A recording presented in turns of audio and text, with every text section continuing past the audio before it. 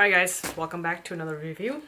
Today I've got for you an air mattress that I use for motorcycle camping. It is the Therm-a-Rest NeoAir XTherm mattress. It measures 20 inches wide, 72 inches long, and this is the stuff sack that comes in. This is part of my motorcycle camping gear series. Right now I'm doing the sleep setup, so this is one of three components, well technically four if you want to count the pillow, components of my sleep setup in terms of tent camping. So this is thermal sack. We got the Therm-a-Rest label on the end. The whole bag, once it's folded up, the whole pad, once it's folded up, does not take up the whole entire bag. As a matter of fact, I'm going to go ahead and measure it right now, once it's in the sack here. This is about 9 inches long and 6 inches wide. And then we have the circumference. This is not compressed. This is just, the circumference is about 16 inches in circumference once it's folded down and put in its respective bag. Now my shoulder is about 19 inches in terms of width. 19 to 20 inches is my shoulder length. So because of that, as you know, the 20 inches in width of this pad fits me exactly perfect. Alright, moving on from there, open up the sack. Now, I did purchase this little air pump. It does not come with the bag. The bag itself, the sleeping pad, it comes with an air sac that's about this big. And what you're supposed to do is kind of trap air in it, and then on one end it has a hole, and that hole attaches to this little nozzle right here. And what that does is it's supposed to trap all the air from the sack, and then kind of put it in this little hole right here. I opted to buy this. I forgot how much I paid for this on Amazon. This uses 2 AAA batteries, and it folds out like this.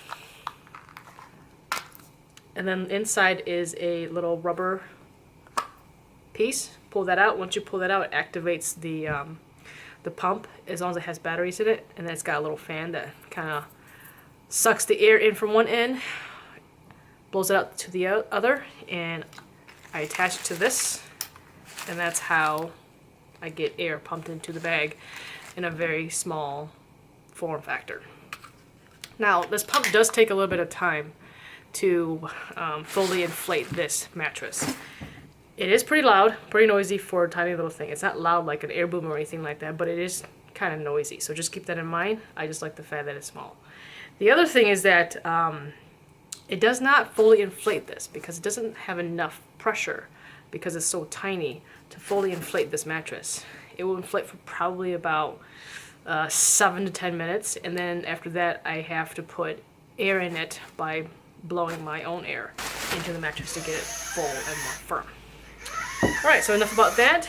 There's the sack, and this is what the bag looks like, the mattress. Once you unfold it, it's pretty long. It's 72 inches. I bought the regular. It's tapered at the end, as you can see right here, to conform mummy style. And then the other end is a little bit wider, and it's got a backing that's kind of like an olive green, and then this side is the grayish. It's like a thermal layer. It's like a reflective material, and because of that, it's crinkly. Once you blow it up, it fits. It's very small. It covers up a very small footprint once it's blown up. It only comes with one of these air pieces. Some sleeping bags do come with 2. This is only comes with 1. It's blowing it up by mouth. It actually does inflate pretty quick because, like I said, it's only 20 inches wide, 72 inches long. So for anyone that I bought the regular because I'm only 5'1". I don't need something that much bigger, and so that's why I got this. The R rating on this bag is 3.2. So my understanding of R rating is that anything higher the number, the lower the temperature this bag can handle. The Climate that I purchased the other day has an R value, I think, of 1.3, whereas this is 3.2. And I haven't tried the Climate on the field yet. I'm going to go ahead and do that this summer. But this one, I did use it when it was as low as 23 degrees outside, and I used it when it was as high as 78 degrees. In 20-degree weather, I thought it was fine in terms of having the cold air feeling underneath me, because with sleeping bags, once I'm laying on the sleeping bag, the loft gets squished underneath my back, so it doesn't matter what the rating of the sleeping bag is. What matters is what sleeping pad you have underneath it, and basically how high you can get yourself off the ground. So this one I felt it did fine. The only reason why I was cold when it was 23 out was because my sleeping bag was only rated for 20 degrees, and I should have used a 0-degree down sleeping bag instead of a 20-degree down sleeping bag. So I think that was the main reason why I got cold, and not necessarily this pad. Setup is pretty easy on this bag. You know, I already talked a little bit about it. Just use an air pump or just blow it in there. There's been speculations that if you use your own air, it can cause molding and whatnot. I mean, honestly, it's, you know, if you just make sure as much air gets out of this bag before you store it, and then obviously if you use it often, it's not going to be a problem. And if it does get molded, by that time you probably need a new sleeping bag. A new mattress anyways. So I don't think it's much of a problem, especially if you use your mattress often, which I plan on doing. Overall functionality, I do have a little bit of gripe with this bag. It's not really the bag's fault. It's because the way I sleep, I'm a roller. So I like to sleep on my side. In my sleep, I roll it to my side, or sometimes roll always like almost 3/4 to my belly. And the 20 inches, like I told you, my shoulder's exactly 20 inches. Because of that, I didn't have much room. So when I do roll, I find that in the middle of the night, I will sometimes get up because I'm rolled off the mattress. So I'm no longer on the mattress, and that's when the cold air from underneath the ground comes up. And I think that is my biggest con about this bag, is because it's just not wide enough. And I think I should have gotten the 25-inch width instead of the 20-inch width. And like I said, it's not really this bag's fault. So keep that in mind. If you're one of those kind of sleepers, then I recommend getting something wider or just buy a different brand. The other thing is that this makes a lot of noise when I'm moving around. So I put my sleeping bag on and then I sleep on top of this mattress. So when I'm rolling around, it's very quickly and it makes a ton of noise. So if I'm sleeping with somebody inside the tent, it might, you know, keep someone up if they're a light sleeper. But if it's just myself, it doesn't really matter because I'm a heavy sleeper. Except the first time I realized what kind of sleeper I was when I was sleeping on this particular air mattress. My overall thoughts is that as far as keeping cold air from coming up, I think it did a really good job. It's hard to tell because I'm playing around with a lot of different motorcycle gear, you know, playing around with different sleeping bags. This summer I'm playing around with a hammock setup, so it's kind of hard to determine how well this does. I did not try it on the ground because I do have a sleeping cot, which is a review that I'm going to talk about next in the next video. But as far as it, you know, it does a very good job. It's lightweight. I love its small, compact profile. It takes up very little space in a 2-person tent. So I do like all of that. But again, you know, anyone who isn't a very mobile sleeper, like, you know, who doesn't roll around a lot, I think this is perfect. And this material does work well in terms of reflecting heat from my body. So the heat comes down and it reflects back up towards my body. So I do feel that it does work well. I'm not going to really know for sure. I'm really looking forward to trying the Climate this summer, and then I'll give you guys a comparison between the two. But I feel that this is already functioning very well in the few times that I've used it last season.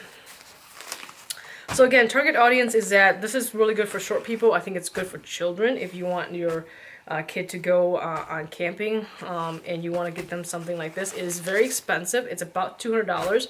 When I purchased it on Amazon, it was not $200. It was $140, but now it's jumped to $200. I'm not entirely sure why that is, but it was only $140 when I bought it, which $140 is still pretty expensive because the Climate I purchased was $70, half the price of this particular one. However, the Climate has a different R value compared to this, a lower R value than this one. So I'm looking forward to see what the Climate has to offer compared to this. But so far this has kept me, kept the cold air off my back and has, I feel like it's circulating heat back up to me. So I think it works fine. I just wish it was wider. That's my only complaint. And again, it's not really this thing's fault. So if you are someone who's wider, you know, if you've got shoulders that are wider than 20 inches, or if you are 20 inches wide like me, like a female like me, and you're less than 5'6", then this would be perfect if you're not one of those people that sleeps and rolling on their back, and I mean rolling on their stomach, rolling on their side, things like that, then this mattress is perfect for you. One last thing before I close the video, I just want to show you guys how to fold it back up and put it back in the sack. Because sometimes when you purchase these things, it doesn't go back into the sack like it normally does. So what I do is I still fold it in tri-fold. So I fold it this way, one fold, and then I fold one more, like so. And then what I do is I leave this end, I unscrew this, let it open, and just let it hang like that. Then I pick one, and we're just going to roll this up like this, and I get air like this, roll it up like this, and if there's air at this end like this, just push it towards the other direction,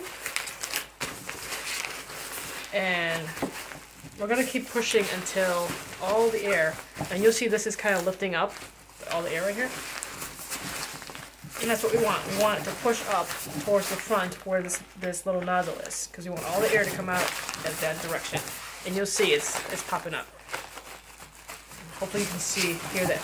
And I just keep rolling it until all the air comes out, just like that. And then close the nozzle. Or you can leave it open, it's fine. And now you can see how small it is once it's folded down. Put it back in like so. Like that. And now we're ready to go. Alright, hope you guys enjoyed that review. Any questions, just leave in the comments below, and then I'll try to answer it as best as possible. But for now, I'm going to go on to my next gear for my bedding setup, or sleep setup. I'll see you guys in the next video. Bye.